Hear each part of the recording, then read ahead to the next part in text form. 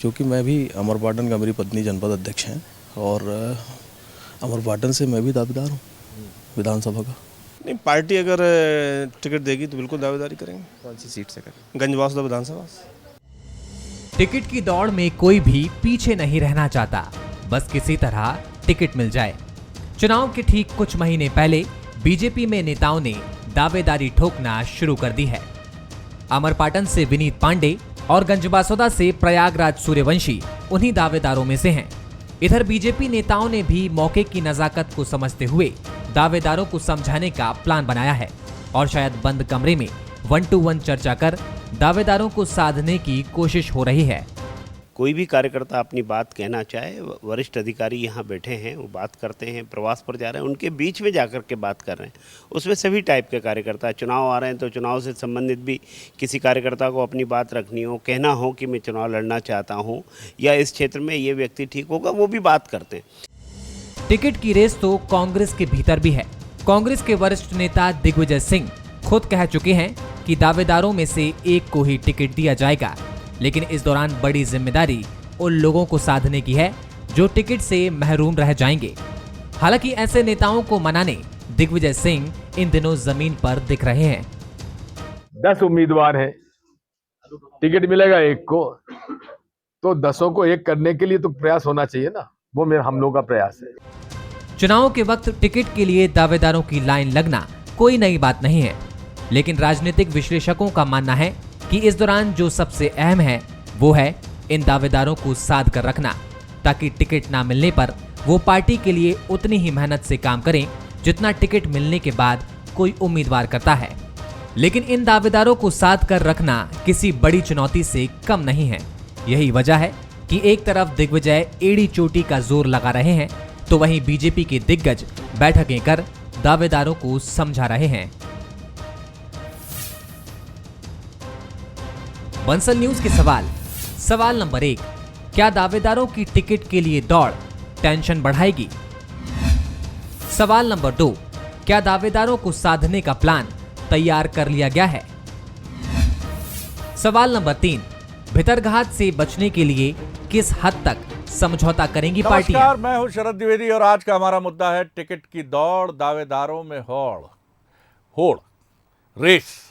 करीब 30 साल या उससे भी एक आध आगे पीछे साल की बात होगी सर। मैं ताज़ा ग्रेजुएट हुआ था और एक बड़े संपादक महोदय के परिसर में पहुंच गया। एक बहुत बड़ा अखबार मध्य प्रदेश का, उसके संपादक शाम को अपनी मखमली दफ्तर की जो घास है उस पर टहल रहे थे। हमारे एक और मित्र थे जो अब संपादक हैं, वो भी इस खाकसार की तरह।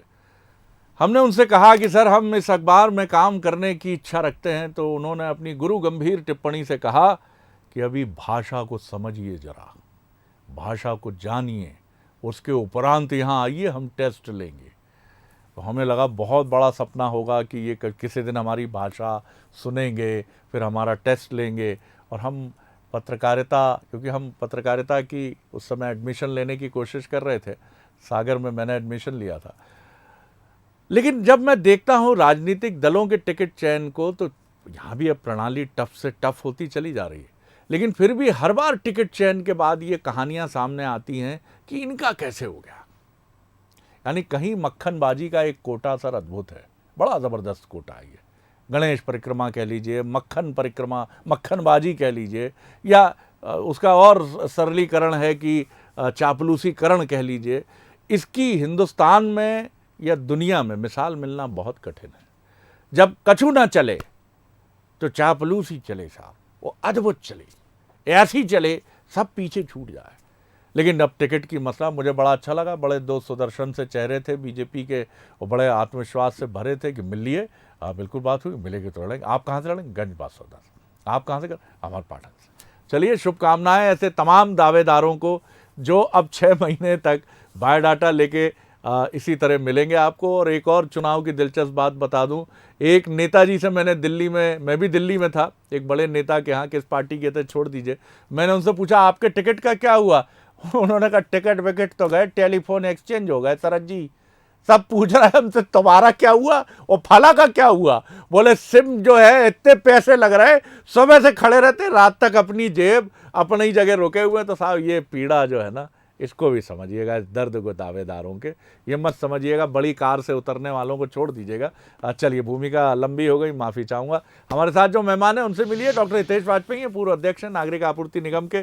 फिरोज सिद्दीकी साहब हैं, प्रवक्ता हैं कांग्रेस के, नफीस और संतुलित बोलते हैं। Manoj Saini, executive editor, political editor. Manoj ji जल्दी से एक टिप्पणी, क्योंकि मैं बहुत बोल चुका हूँ जी।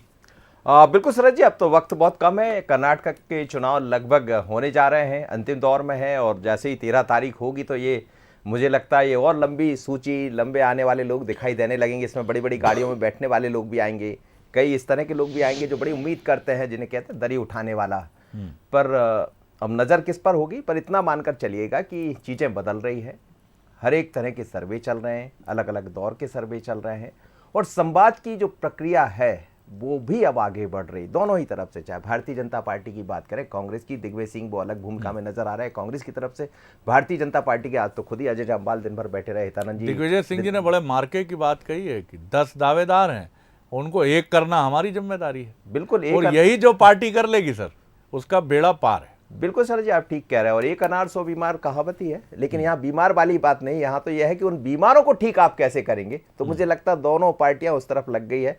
चर्चाएं बहुत तरह की होती रहती है, और जो बेहतर तरीके से इसको संभाल लेगा, जिसका जिक्र आप कर रहे हैं, तो हमें लगता है दोनों दल उसको गंभीरता से ले रहे हैं और समझ भी रहे। अब कौन कितना बेहतर होगा समझ आए। बिल्कुल, राजनीति विज्ञान का एक नया शब्द होना चाहिए, टिकट प्रबंधन, है ना सर, टिकट मैनेजमेंट। जैसे आपदा प्रबंधन होता है, इस समय आपदा ही होती है ये पार्टियों के लिए।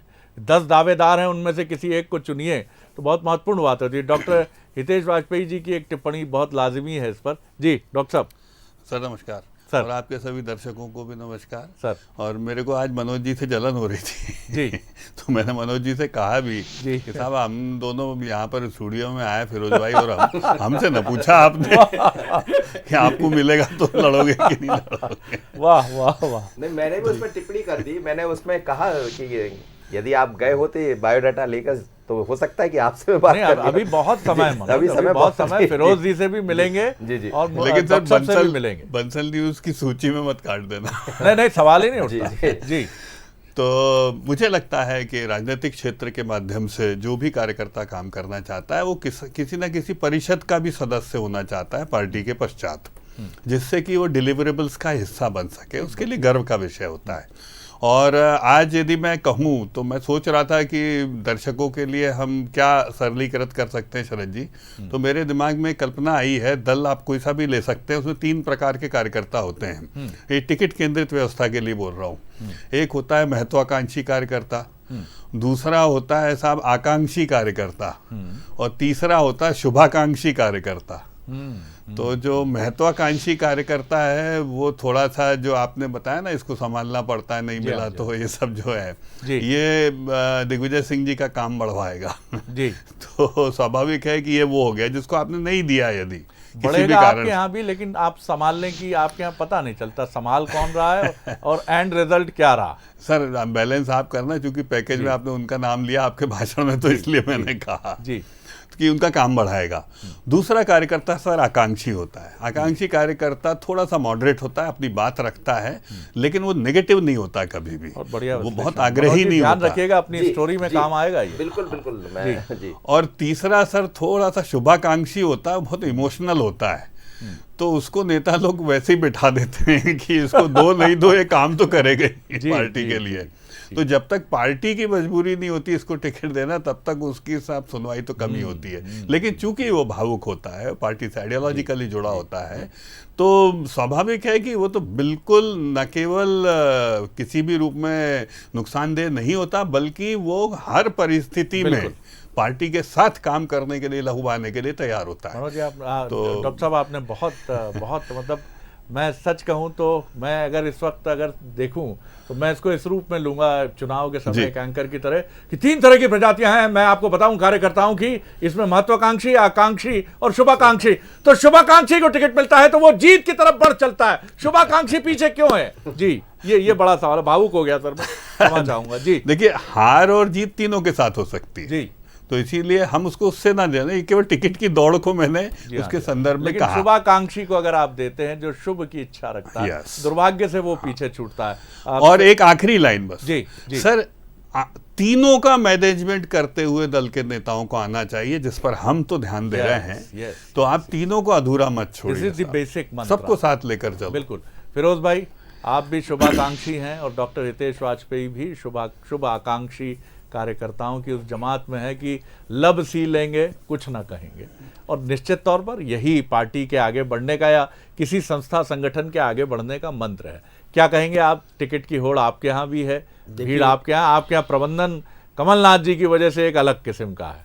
हो गया, हाँ आ गया, आपका देख रहा हूं मैं, जीत जाओगे, देख लेंगे, ये लाओ, इधर लाओ। एक अलग किस्म का मैनेजमेंट है जो मैं नहीं कहता, पिछला चुनाव बताता है कि उसकी काफ़ी उपयोगिता भी रही है। देखिए, कमलनाथ जी का और दिग्विजय सिंह जी का पार्टी में और जो एक कद है उनका राजनीति में, सभी लोग उनका सम्मान करते हैं। कोई भी व्यक्ति उनके सामने ये नहीं कह सकता कि नहीं साहब मैं तो लड़ूंगा, आप चाहे कुछ भी कह लो, कोई नहीं कहता। और सब ये विश्वास भी रखते हैं दिग्विजय सिंह जी के ऊपर भी और कमलनाथ जी के ऊपर भी कि अगर इन्होंने कहा है तो ये अपनी बात पर रहेंगे और भरोसा रख के कार्यकर्ता अपना निर्णय बदलता है। हमारे यहाँ भी 40-50 लोगों ने भरा था फॉर्म जब 2018 में था। दिग्विजय सिंह जी ने पीसीसी के अंदर ही अपना एक बिस्तर लगवा लिया था, पानी का घड़ा रखवा लिया और रात के 2 बजे तक वो यही 3 दिन तक कंटिन्यूस उन्होंने काम किया, जब जाके फिर भी 10-11 लोग फिर भी रह गए थे जो खड़े हो गए साथ में इंडिपेंडेंट, उसमें से भी 4-5 जीत के आ गए।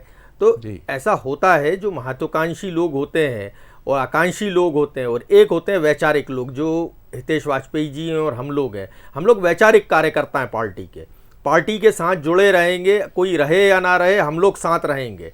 तो ये सबकी अपना अपना दल है, वैचारिक कार्यकर्ता होते हैं। लेकिन कांग्रेस में अब ज़्यादा टेंशन नहीं है, क्योंकि पंगत पे संगत जैसे दिग्विजय सिंह जी ने की थी और इस बार फिर वो कर रहे हैं। और हम जो है ज़मीनी स्तर से टिकटों को देखते हुए जा रहे हैं कि कौन जीत सकता है, कौन नहीं जीत सकता। और आप कर्नाटक का उदाहरण देखिए कि 166 टिकट हमने आचार संहिता लागू होने से पहले ही डिक्लेयर कर दिए थे। 124 तो हमने करीब 3-4 महीने पहले डिक्लेयर किए थे और बाद में और करके 166 डिक्लेयर कर दिए थे। और बाकी के बाद के हमने एंड तक रोक के रखे और उसमें से जगदीश शेट्टर को दे दिया, सावगी को दे दिया, इनके आके आए बहुत सारे लोगों को हमने उसमें दे दिया। तो देखिए, कोई भी चीज़ की जब आप रणनीति बना लेते हैं और आपको पता होता है कि ज़मीन पर हमको करना क्या है। महत्वाकांक्षी कैटेगरी है सर, लेकिन है बिल्कुल है। सब लोग होते हैं, पार्टी की जो स्पाइन है वो तो वैचारिक कार्यकर्ता है, वो पार्टी को जिंदा रखता है। लेकिन जब चुनाव जो है वो एक मल्टी डायमेंशनल चीज है, आप ये नहीं कह सकते कि कौन जीत सकता है कौन नहीं जीत सकता। आप ये देखते हैं ना कि बहुत लोग कहते हैं अरे यार ये तो स्कूटर चलाता था, इसके पास तो स्कूटर नहीं थी, ये विधायक बन गया। वो ऐसे ही होता है कि जो दिखता नहीं है वो ही जीत के आ जाता है। तो ये बड़ी मल्टी डायमेंशनल चीज़ है और इसमें बहुत गणित लगाना पड़ता है। और जनता जो है, केमिस्ट्री भी समझना पड़ती, चुनाव की मैथमेटिक्स भी समझना पड़ती। और जनता जो है कई बार सब चीज़ें ध्वस्त कर देती है और कई बार सभी चीज़ें आपके फेवर में हो जाती है। तो ये इतना आसान चीज़ नहीं है जो है। लेकिन हाँ, कांग्रेस ने अपने स्तर पर सब काम कर रखा है। भारतीय जनता पार्टी की सिर्फ उटाउल भारतीय जनता पार्टी को पता है। जी अब मनोज जी, मैं भी ढूंढता रहता हूँ, बड़ी मुश्किल से मुझे इस बार सोशल मीडिया पर एक विज्ञापन मिला कि नेता बनने के लिए वक्तृत्व कला सीखें और भी नेतृत्व के और गुणों के लिए भी संपर्क करें। मैं नहीं जानता ऐसे कितने स्कूल्स होंगे जो जहां नेताओं की तैयारी कराने की बात है। लेकिन जब फिरोज सिद्दीकी साहब कह रहे थे तो मैं सोच रहा था कि ये बातें भी बड़ी क्लियर होनी चाहिए कि कोई सिलेबस नहीं है कि नेता बनने के लिए कैसे करें। डॉक्टर हितेश वाजपेयी डॉक्टर हैं, प्रशिक्षित चिकित्सक हैं, देश के लीडिंग इंस्टीट्यूशन में काम कर चुके हैं। फिरोज भाई भी बहुत सुपठित, पढ़े लिखे, वेल रेड व्यक्तित्व हैं। अब ये लोग राजनीति में आ गए हैं। यहाँ वहाँ MBBS का सिलेबस मालूम था, MA BA MBA का सिलेबस मालूम था। यहाँ का सिलेबस विचित्र है, महत्वाकांक्षी, आकांक्षी और शुभाकांक्षी के बीच में उलझ जाता है। ये बड़ा कठिन हो जाता है और इसमें सबसे बड़ी भूमिका फिर एम्पायर, रेफरी और प्रोफेसर्स की हो जाती है। बल्कि प्रोफेसर्स कहना ज़्यादा ठीक होगा। ये प्रोफेसर जितने अच्छे विद्यार्थी चुनेंगे, क्योंकि वो बेस्ट ब्रेन्स हैं, ऐसा नहीं कह सकते यहाँ, क्योंकि ये IIT नहीं है कि यहाँ चुन के आने वाला बच्चा देश का बहुत ही लीडिंग कॉम्पिटिटिव एग्ज़ाम निकाल कर आया है। यहाँ तो कल्लू मियाँ भी आए हुए हैं और गणेश जी भी आए हुए हैं और यहाँ जो है मुन्नेलाल भी आए हुए हैं। तो इनके बीच में बेस्ट ब्रेन छांटना ये प्रोफेसर्स का ही काम है। ऐसा सिस्टम तो नहीं दिखता अभी है नहीं, लेकिन बनाना पड़ेगा शरद जी। देखिए, आकांक्षा तो सभी की होती है, हर व्यक्ति चाहता है कि एक आकांक्षा रखता है कि मैं फलाने पद तक पहुंचूं, लेकिन आकांक्षा में जब महत्व जुड़ जाता तो महत्वाकांक्षी हो जाता, और अति महत्व कोई जोड़ ले, अति महत्वाकांक्षी, तो फिर उसके लिए बहुत दिक्कत। आजकल तो चर्चाएं भी चल रही है, अति महत्वाकांक्षा दोनों ही दलों में हो सकती है, तो उसकी तरफ ध्यान रखने की ज़रूरत है। लेकिन जहाँ तक बात करें शुभाकांक्षी की, तो इस समय भारतीय जनता पार्टी शायद अब इस लाइन को पकड़ रही।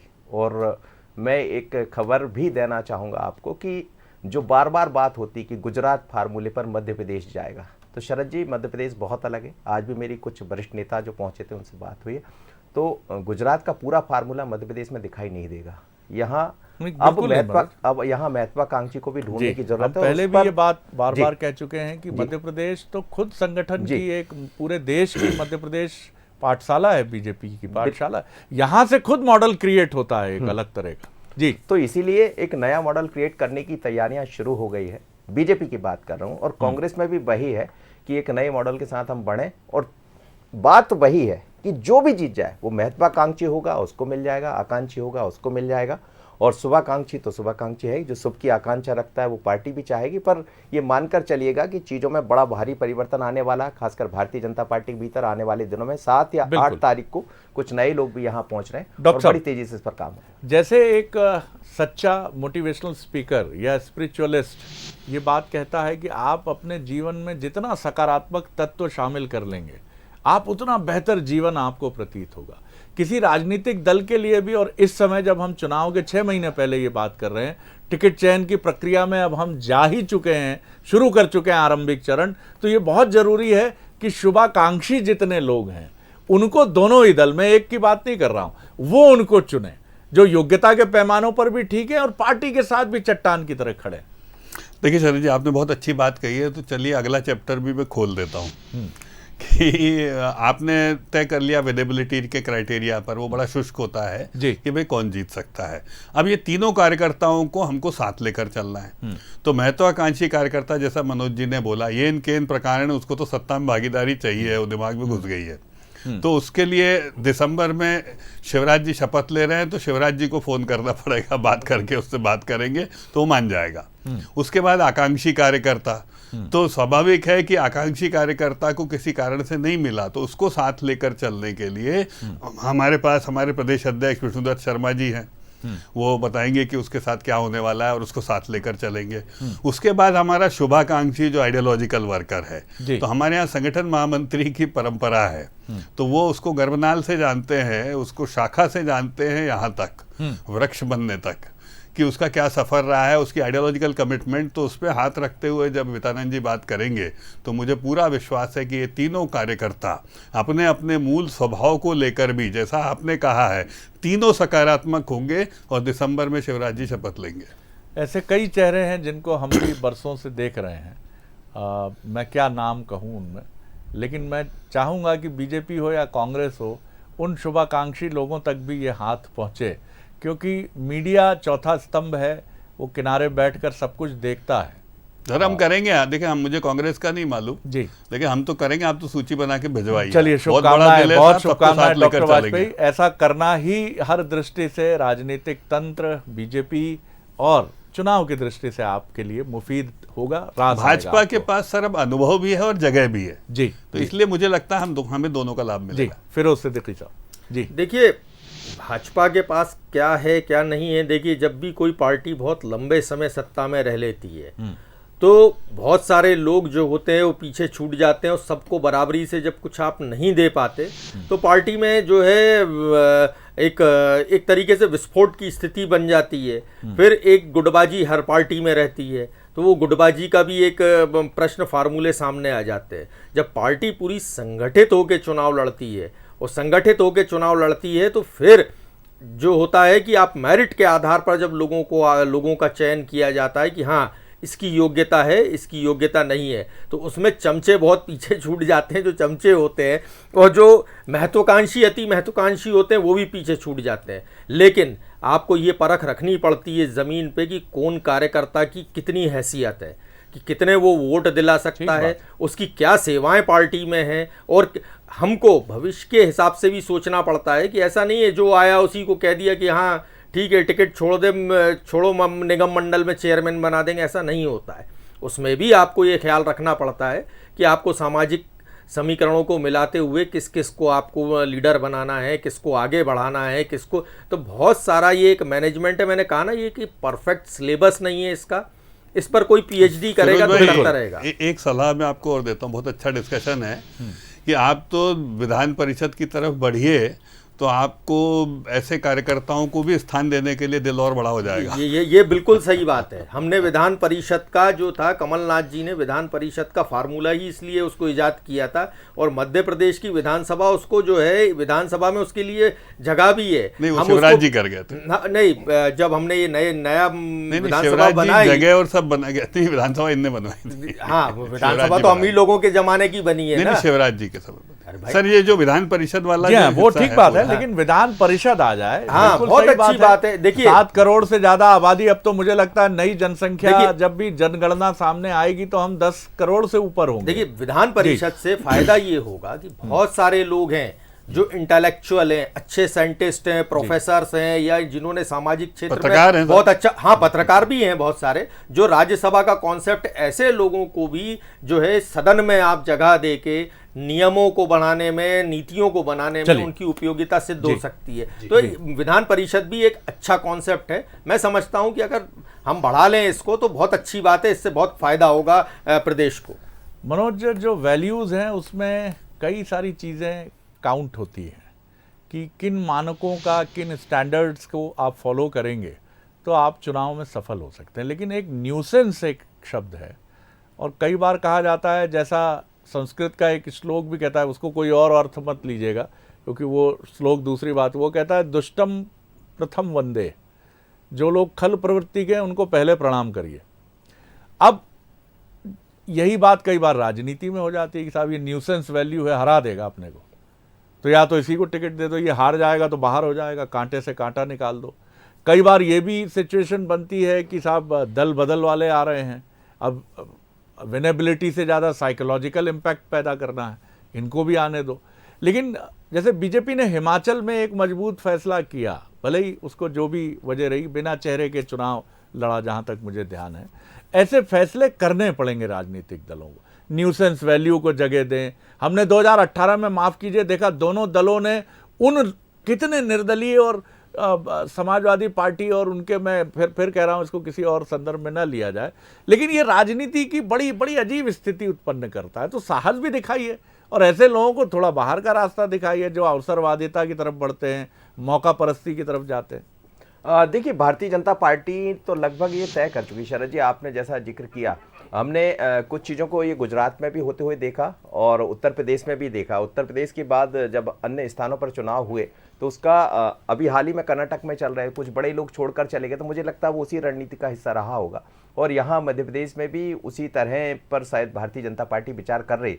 लेकिन निश्चित रूप से ये दम आपको दिखाना पड़ेगा, ये आपको ये ताकत दिखानी पड़ेगी कि संगठन क्या। और भारतीय जनता पार्टी ने कई बार हर एक मौके पर दिखाया, और तो और अब तो कांग्रेस भी दिखाने का प्रयास कर रही। लेकिन शरद जी, कुछ बदलाव है मध्य प्रदेश की सियासत में, क्योंकि जिस तरह 2020 के बाद भारतीय जनता पार्टी, जो नई भारतीय जनता पार्टी इसलिए कहा जाएगा कि 28 लोग एकदम यदि नए सीटों पर आते हैं तो फिर क्या होगा, तो ये थोड़ा सा चैलेंज है। और इसीलिए अलग अलग तरह से इस पर रणनीति बन रही है। भारतीय जनता पार्टी को भी बनाना पड़ रहा है क्योंकि कांग्रेस के पास से वो चले गए हैं और बीजेपी के पास आ गए। तो दोनों दल जितने बेहतर तरीके से कर लेंगे जो आप लाइन दे रहे हैं, तो मुझे लगता है बेड़ा पार हो जाए। बिल्कुल। और मुझे लक्ष्मण सिंह गौड़ याद आते हैं, बीजेपी के दिवंगत नेता। उनसे मेरा परिचय, अच्छी मित्रता भी रही, और मैंने देखा कि उनका, मैंने 1998 का विधानसभा चुनाव भी देखा, और मुझे कहने में संकोच नहीं, 50,000 और 2003 का शायद 80,000 के बीच में उस व्यक्ति ने चुनाव जीता, और वो भी समाज के सहयोग से, कार्यकर्ताओं के सहयोग से इकट्ठा राशि। सब कुछ भी इम्पॉसिबल नहीं है। आपने बना लिया है कि ढेर सारी गाड़ियाँ, सिंघम की तरह दौड़ती हुई फॉर्चूनर, उसमें से झकाझक सफेद कुर्ते में बगुले की तरह उतरते माननीय, ये सब क्या है सर? फिरोज भाई के लिए है सर ये सभी के लिए है सर। ये तो अब आपके यहाँ भी है ये बीमारी। और अब हमारे यहाँ आपको बड़े जो है जैसे विक्रम आहाके आए, हमारे यहाँ महापौर बने, ऐसे बहुत सारे लोग अभी इस बार के चुनाव में आपको देखने मिलेंगे। बहुत लोग देखने मिलेंगे जो विधायक बन के आए और बहुत साधारण जीवन जी रहे थे, वो कांग्रेस के विधायक। डॉक्टर साहब देखिए, मेरा तो आपका जो सुझाव है वो ही जनता का मन है शरद जी, मैंने पहले भी आपको ये बात कही है। इसीलिए भारतीय जनता पार्टी आपके सभी सुझावों और आपकी मन स्थिति को भापता, हमें वोट शरद जी का लेना है, मनोज जी का लेना है, तो वो क्या चाहते हैं आपने बताया, उसके अनुकूल हम प्रत्याशी देंगे, ये आप निश्चित मानकर चलिए। ठीक बात है, और यही कांग्रेस से अपेक्षा है। डॉक्टर साहब ने नटशेल में वो बात कह दी जो मैं कहना चाह रहा था कि कांग्रेस और बीजेपी, देखिए जनप्रतिनिधि वही जो जनता मन भाए, उनके मन का हो, और जनता के मन को माफ कीजिएगा अतीक अहमद नहीं भाता। बिल्कुल सही। वो अगर वो जीतता है तो वो किसी गणित से जीतता है साहब, उसमें कास्ट इक्वेशन भी होता है। नाम अतीक अहमद रख लीजिए, भैया लाल रख लीजिए, छगन रख लीजिए, जो भी रख लीजिए, सबका सच यही है कि कहीं भय होता है, कहीं जातिगत समीकरण होते हैं, लेकिन वो जनता के मन का राजा नहीं होता है, जनता के प्रिय व्यक्तित्व का धनी नहीं होता है। तो ऐसे व्यक्ति को टिकट दीजिए, नफा नुकसान मत करिए सर। लॉन्ग रन में लम्हों ने खता की, सदियों ने सजा पाई, ये हालात न बने देश के। और कम से कम मुझे तो लगता है कि अधिक से अधिक डॉक्टर हितेश वाजपेयी और फिरोज सिद्दीकी राजनीति की तरफ बढ़ चढ़ कर आए। जब घर में बुद्धिजीवी घरों में बच्चे लड़े इस बात के लिए कि उन्हें सियासत की तरफ जाना है, तब हम मानेंगे कि टिकट सही दिए जा रहे हैं। आइए भाजपा को ज्वाइन करिए। फिरोज भाई आप भी कुछ कह दीजिए। जी, हम तो कहते हैं कि कांग्रेस जो है हमेशा से स्कॉलर्स की पार्टी रही है, बुद्धिजीवियों की पार्टी रही है। दोनों पार्टियां इतनी बेहतर हो कि ये चयन करने में कठिनाई हो कि व्यक्ति अगर निर्णय करे तो किधर जाए। बहुत शुक्रिया फिरोज भाई, बहुत शुक्रिया डॉक्टर साहब, बहुत शुक्रिया मनोज जी। आगे देखिए छत्तीसगढ़ आज का मुद्दा, बजरंग बली सद्बुद्धि दो। नमस्कार।